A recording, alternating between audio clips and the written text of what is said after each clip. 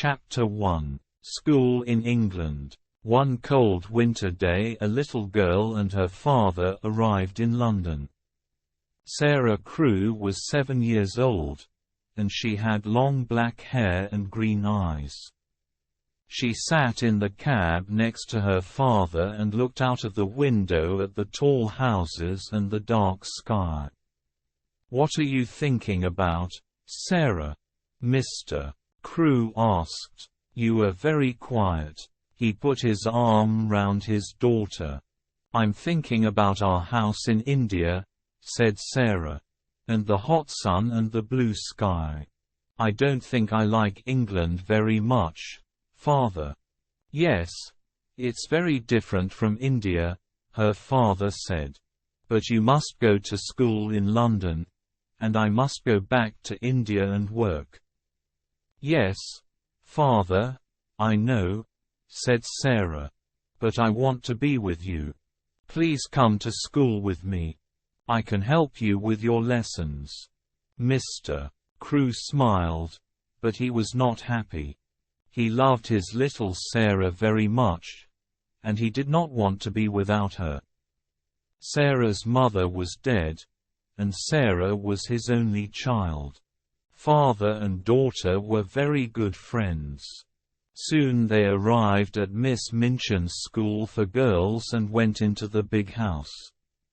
Miss Minchin was a tall woman in a black dress. She looked at Sarah, and then gave a very big smile. "What a beautiful child," she said to Mr. Crewe. Sarah stood quietly and watched Miss Minchin. "Why does she say that?" she thought. "I am not beautiful, so why does she say it?" Sarah was not beautiful, but her father was rich.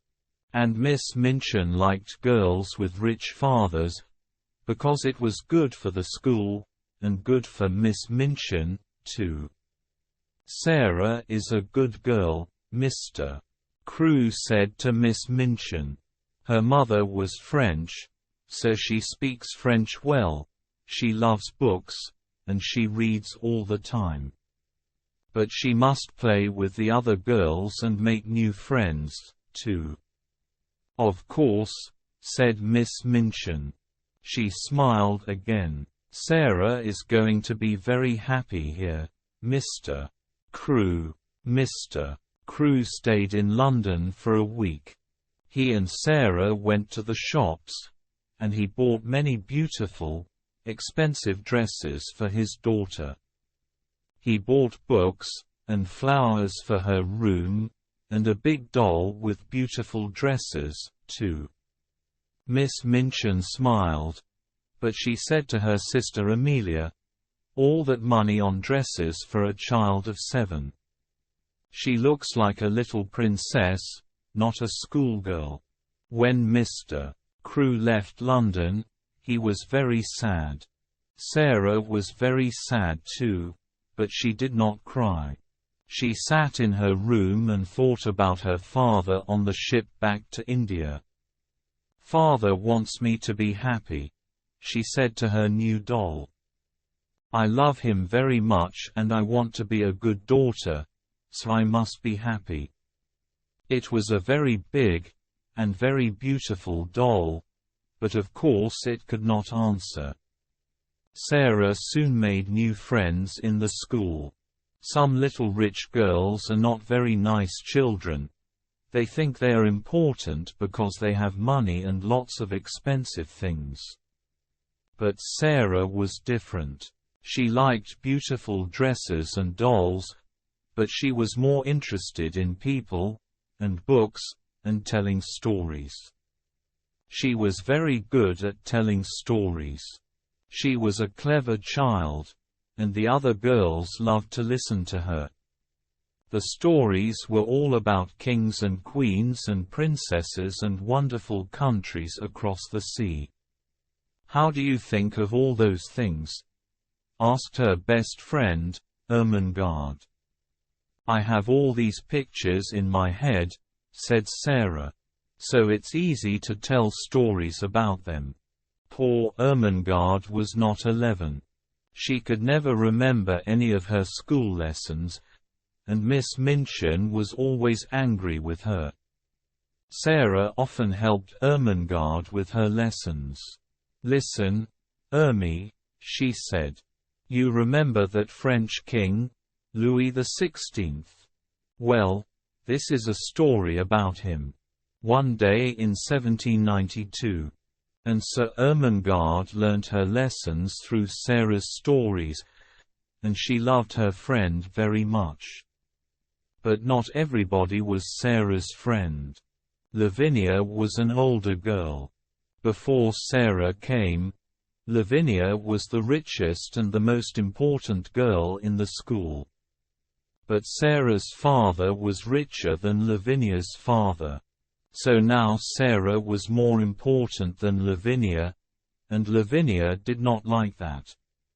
"Oh, Sarah is so clever," Lavinia often said. "Sarah is so good at French.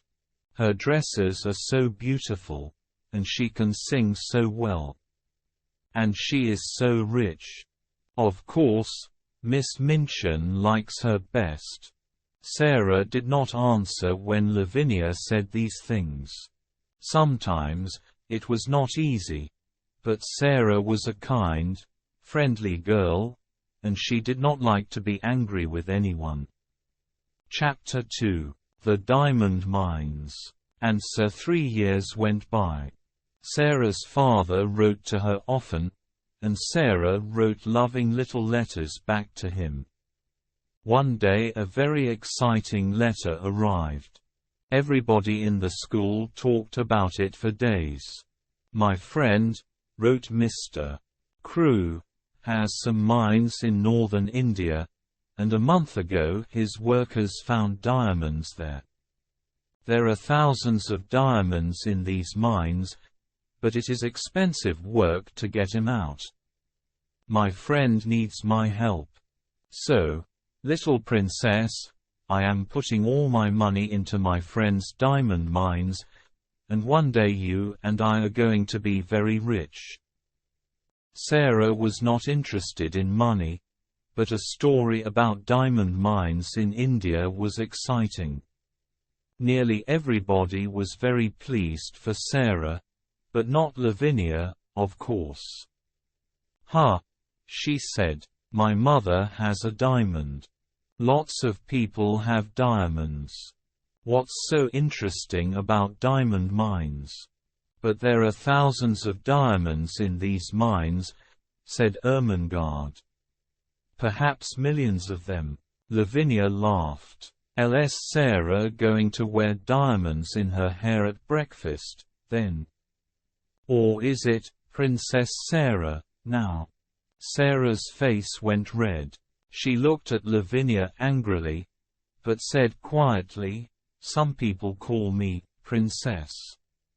"I know that. But princesses don't get angry or say unkind things, so I'm not going to say anything to you, Lavinia." "To me, you are a princess," Ermengarde said to Sarah later. "And you always look like a princess, in your beautiful dresses." Sarah was a princess to another girl, too. This was Becky. She was a servant in Miss Minchin's school, and she was only 14 years old, but she worked all day and sometimes half the night. She carried things upstairs and downstairs, she cleaned the floors, and she was always tired and hungry and dirty. She and Sarah had very different lives. But one day Sarah came into her bedroom, and there was Becky, sleeping in a chair. "Oh, you poor thing," Sarah said. Then Becky opened her eyes and saw Sarah. She got up at once. "Oh, miss," she said. "I'm very sorry, miss. I just sat down for a minute and—" "Don't be afraid," said Sarah. She gave Becky a friendly smile. "You were tired. That's all. Are you going to tell Miss Minchin?" asked Becky. She began to move to the door. "Of course not," said Sarah. "Please don't run away. Sit down again for a minute. You look so tired." "Oh, miss, I can't," Becky said. "You're very kind, miss, but Miss Minchin." "Please," said Sarah. She took Becky's hand. "You're only a little girl, like me. Let's be friends." And so, Becky sat down again, and soon she and Sarah were friends. Nobody knew about this, of course. Rich little girls at Miss Minchin's school did not make friends with servant girls, and it was a wonderful thing for Becky. Nearly every day she and Sarah met in Sarah's bedroom, just for 5 or 10 minutes. Becky was always hungry, and Sarah often bought nice things for her to eat. They sat and talked, and sometimes Sarah told Becky some of her stories. Becky loved that. "Oh, miss," she said. "You tell them so beautifully. Sometimes I like your stories better than things to eat." And after those visits to Sarah's room, Becky always felt better, not so tired, and not so hungry. Some months later Sarah had her 11th birthday. Lessons stopped for the afternoon and there was a big party for all the girls in the school. "This party is expensive for us," Miss Minchin said to her sister Amelia. "But it looks good for the school." That afternoon there was a visitor to the school, Miss Minchin's lawyer. He went with Miss Minchin into her office, and they closed the door. In the schoolroom next door there was a lot of noise from Sarah's party. Everybody in there was very happy. But in the office Miss Minchin was not happy. She looked at the lawyer angrily. "What are you saying? Mr. Crew has no money. What about the diamond mines?" "There are no diamond mines," said the lawyer. "Well, there are mines, but there are no diamonds in them." "But Mr. Crew's good friend," began Miss Minchin. "Mr. Crew's good friend," said the lawyer, "ran away with all Mr. Crew's money. Ralph Crew was ill with a fever, and when he heard about this, he got worse. A week later he was dead." "Dead?" cried Miss Minchin. "But what about his daughter Sarah? And this expensive birthday party?" "Sarah Crew has no money," said the lawyer. "Not a penny in the world, Miss Minchin. Not a penny. She must leave my school at once," Miss Minchin said angrily. "She must go this afternoon." "Where?" said the lawyer. "Out into the streets. An 11-year-old girl. That's not going to look very good for your school, Miss Minchin." Miss Minchin's face went red. "You can't put her out in the streets," said the lawyer. He stood up. "But perhaps she can work for you." The lawyer left, and Miss Minchin called her sister Amelia. "Bring Sarah Crew here at once," she said. 2 minutes later Sarah, in her beautiful blue party dress, stood in front of Miss Minchin. "Do you have a black dress, Sarah?" Miss Minchin said coldly. "Yes, Miss Minchin," said Sarah. "But it's very small. Go and put it on at once," said Miss Minchin. "Your father is dead. There were no diamond mines, and your father's friend ran away with all his money.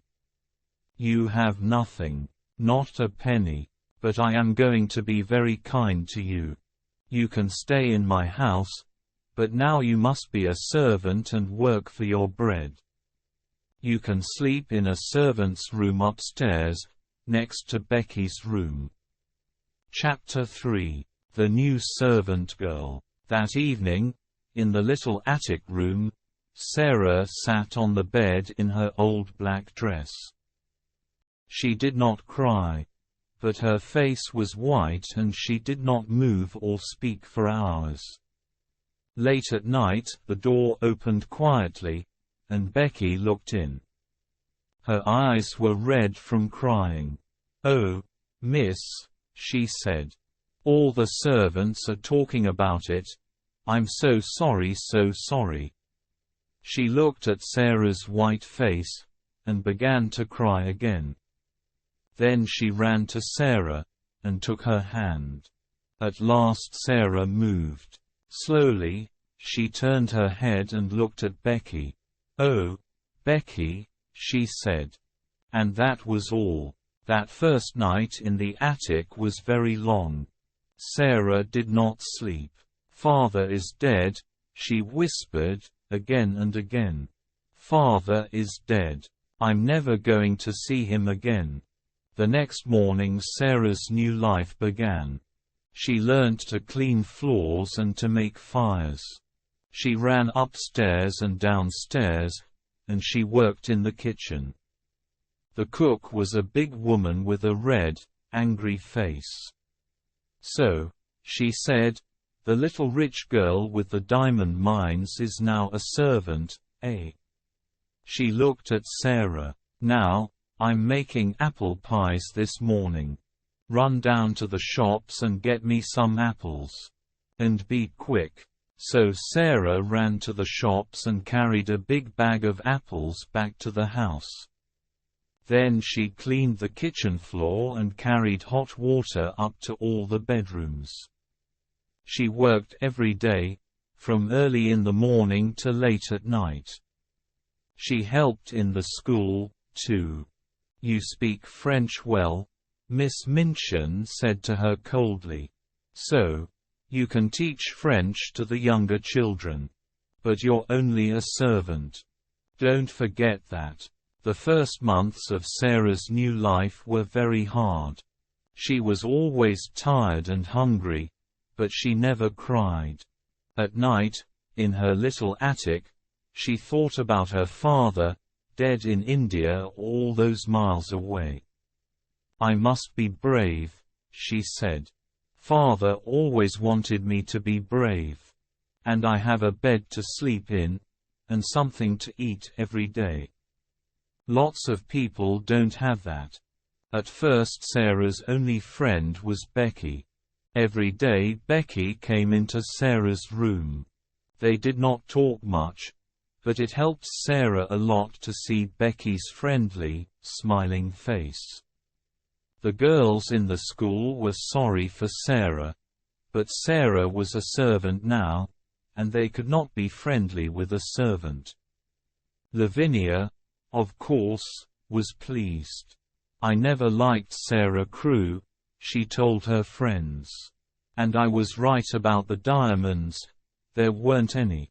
Ermengarde was very unhappy. When she saw Sarah in the school, Sarah walked past her and did not speak.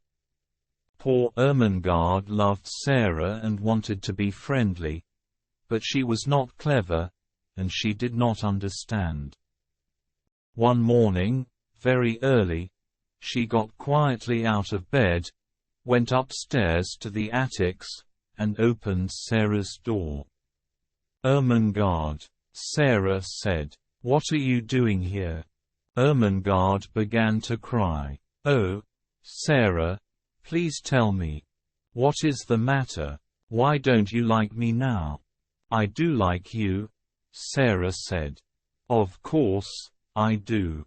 But, you see, everything is different now. Miss Minchin does not want to talk to the girls. Most of them don't want to talk to me. And I thought, perhaps, you didn't want to. But I'm your friend," cried Ermengarde. "I'm always going to be your friend, and nobody can stop me." Sarah took Ermengarde's hands. She suddenly felt very happy. Perhaps she cried a little, too. Who can say? There was only one chair. so the two friends sat on the bed. Ermengarde looked round the attic. "Oh, Sarah, how can you live in this room? It's so cold and dirty." "It's not so bad," said Sarah. "And I've got lots of friends. There's Becky in the next room, and come and see." She moved the table under the window, and then she and Ermengarde stood on it and looked out of the window, over the roofs of the houses. In her pocket Sarah had some small pieces of bread. She put her hand out of the window, with the bread on it. "Watch," she said. After a minute a little brown bird flew down to Sarah's hand and began to eat the bread. Then a second bird came, and a third, and a fourth. "Oh Sarah, how wonderful," said Ermengarde. "They know I'm their friend," said Sarah, "so they're not afraid. Sometimes they come into the room, too." Ermengarde looked across the roof to the next attic window. "Who lives in that house?" she asked. "Nobody," said Sarah sadly. "So I never see anybody at that window, and I can only talk to the birds." But one night, 2 or 3 weeks later, Becky came into Sarah's room. She was very excited. "Ooh, miss," she said. "An Indian gentleman is moving into the house next door. Well, he's English, but he lived in India for years and years. And now he's going to live next door. He's very rich, and he's ill. Something bad happened to him, but I don't know what." Sarah laughed. "How do you know all this?" she said. "Well, miss, you know the Carmichael family across the street," Becky said. "I'm friendly with their kitchen girl, and she told me. Mr. Carmichael is the Indian gentleman's lawyer, so they know all about him." Chapter 4. Ram Dass and the Monkey. Every morning, when Sarah gave the birds their bread, she looked across to the attic window next door. But nobody opened it. Nobody called out, "Good morning," across the roof, or gave Sarah a friendly smile. Perhaps the Indian gentleman's servants all sleep downstairs, she thought sadly. Her life was very lonely now. She saw Becky every day, of course, but they did not have much time for talking. The cook and the other servants were not friendly. Sometimes, at night, Ermengarde came up to Sarah's room, but it was not easy for her to come often. Then one evening, Sarah was in her attic when she heard a noise on the roof. She looked up, and there at the open window was a small monkey. "Oh, you dear little thing!" cried Sarah.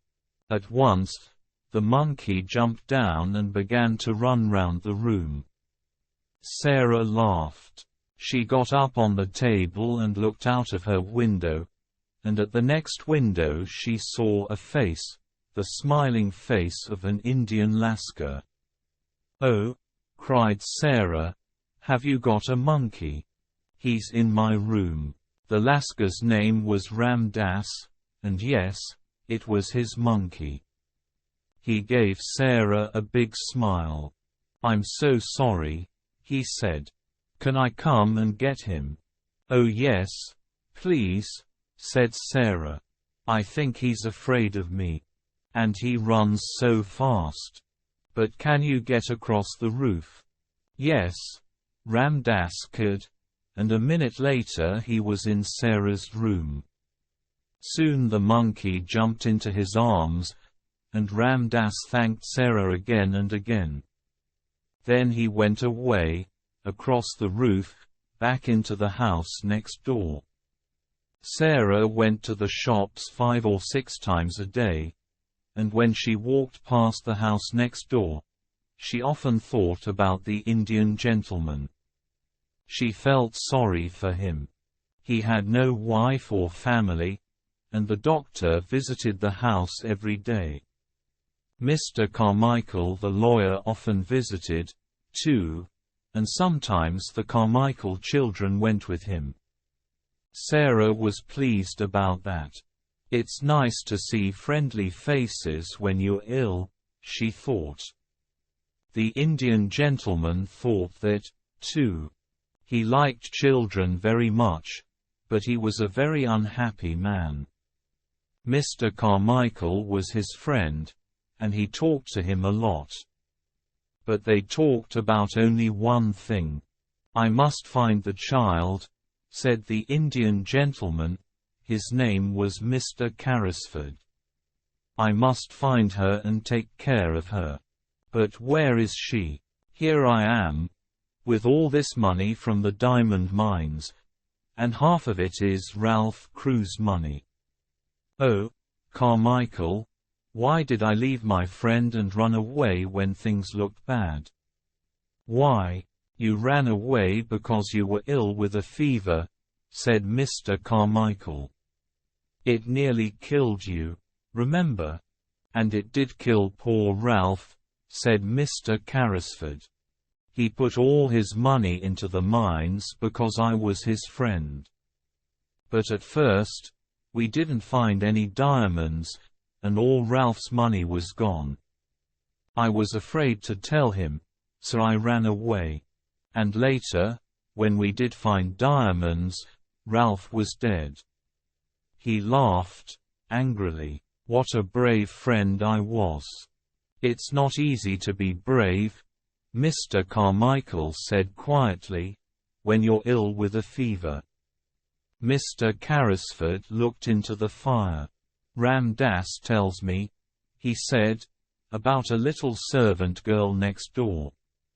The monkey ran away, and Ram Dass went across the roof to get him back from her room. The poor child sleeps in a cold, dirty attic, and works about 16 hours a day. If Ralph's daughter living like that, I can't stop thinking about it. We're going to find her one day," said Mr. Carmichael. "But how?" said Mr. Carrisford. He put his head in his hands. "I never saw her. I don't know her name. Ralph always called her his little princess. We talked all the time about the mines. He never told me the name of her school. Her mother was French, so did he take her to a school in France? Or was it in England? Well, we know there was a child at a school in Paris," said Mr. Carmichael, "with the name of Carew or Crewe. Her father died suddenly, and a Russian family took her away with them, because she was a friend of their daughter. Perhaps this girl is Ralph Crewe's child. Next week I'm going to Moscow to look for her.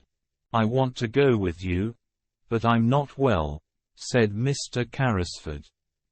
"I must find her, Carmichael. I must. Every night, in my dreams, I see Ralph Crewe's face, and he says, 'Tom, Tom, where is my little princess?' And I have no answer for him." Mr. Carrisford took his friend's hand. "Help me to find her. Help me." Winter came, with its short, dark days, and the attic rooms were very cold. There were no fires for servant girls, and often Sarah and Becky could not sleep because of the cold. Sarah was taller now, and her old black dress was very short. Her shoes were old, and she had no warm coat for the winter weather. She was thin, too. She did not get very much to eat, and she was always hungry. She carried big baskets of shopping through the rain and the snow. One day she found a sixpence in the snow, and she bought some hot new bread with it. Then she saw a child by the door of the shop. The child had no shoes and no coat, and her thin face was blue with cold. "She is hungrier than I am," thought Sarah. And she gave her hot new bread to the child. When she got back to the school, Miss Minchin was angry. "Cook is waiting for you, Sarah. Why are you late?" "I can't walk quickly through the snow," said Sarah. "My shoes are old, Miss Minchin, and my feet get very cold."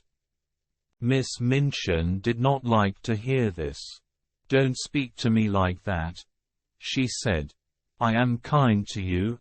I'm giving you a home, but you never say, 'Thank you,' to me." Sarah looked at her. "You are not kind," she said quietly.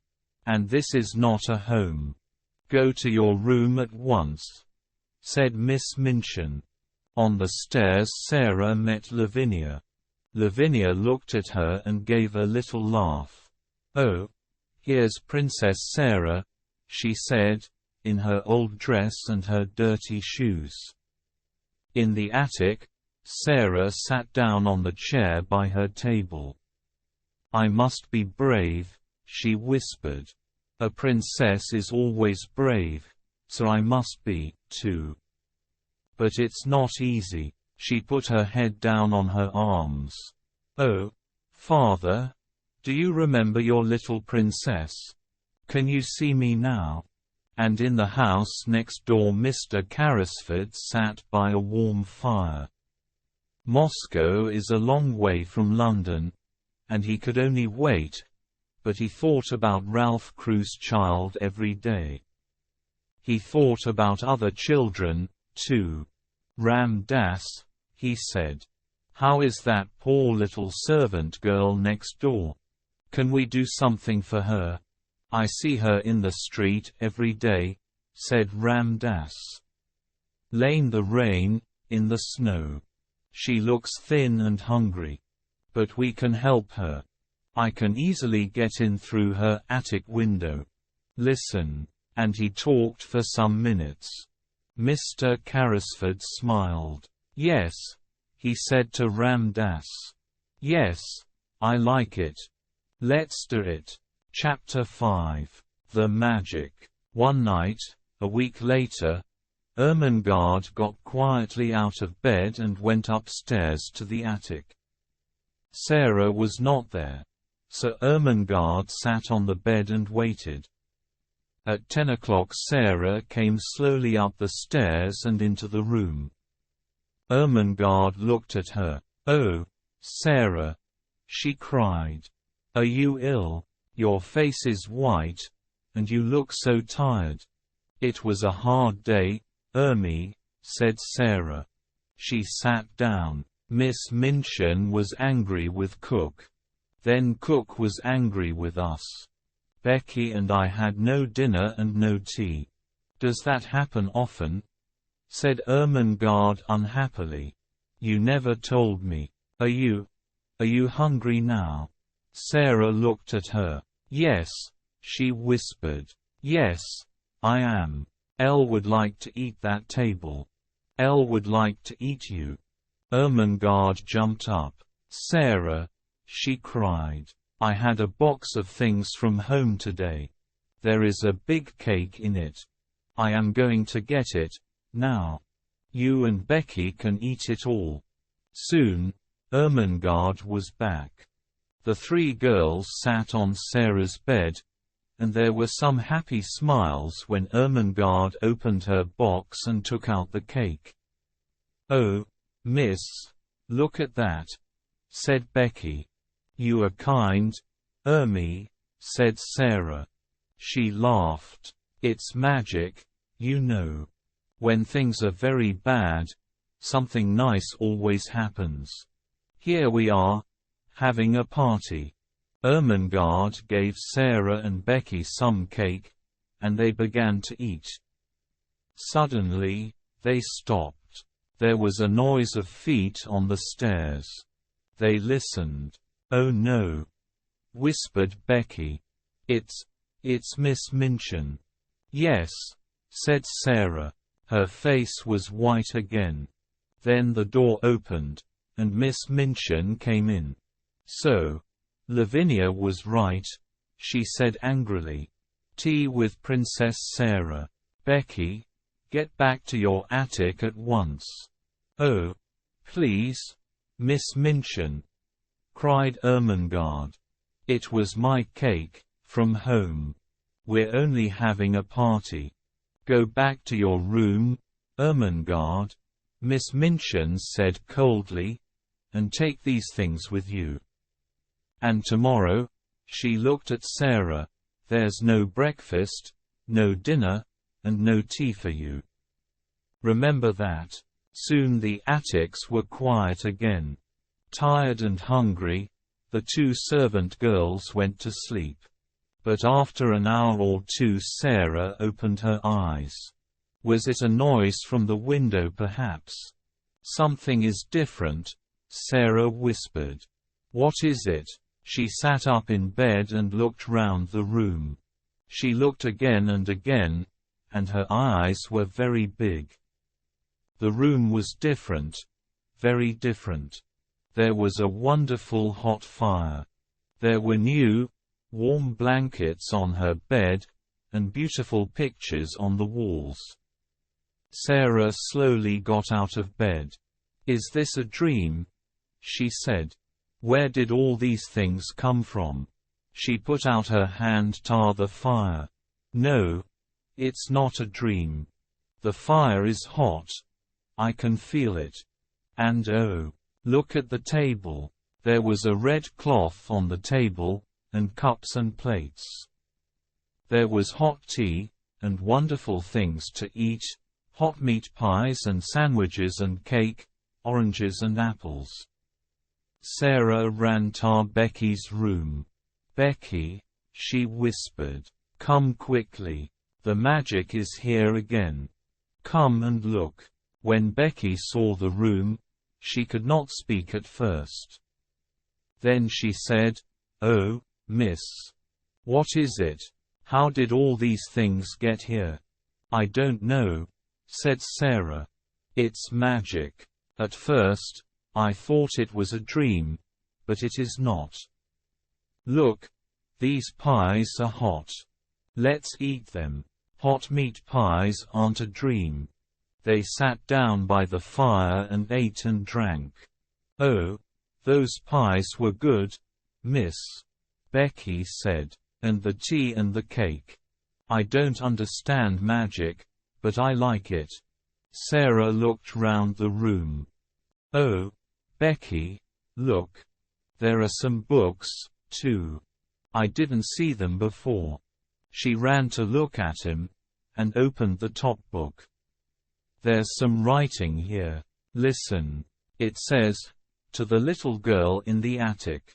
From a friend.'" "Oh, Becky." Sarah closed the book and looked up. "I have a friend, Becky," she said slowly. "Someone is my friend." The next morning Becky met Sarah in the kitchen. "Oh, miss," she whispered. "Was the magic there this morning? Or did it go away in the night?" "No. It's still there," Sarah whispered back. "I ate some cold meat pie for breakfast. And the fire was still warm."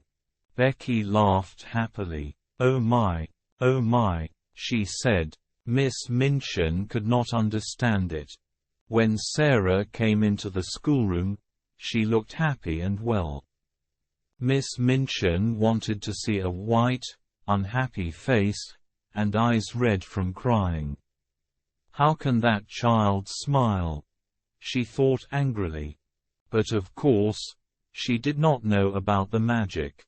And the magic did not go away. Every evening, when Sarah went up to bed, she found new things in the attic. There were more warm blankets, for her and for Becky. There were pictures on the walls. There were books, new shoes, and a winter coat.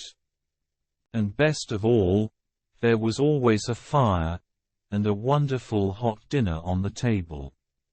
But where does it all come from? Becky said one night when they sat by the fire. Who does it, miss? A friend does it, Sarah said. A kind, wonderful friend.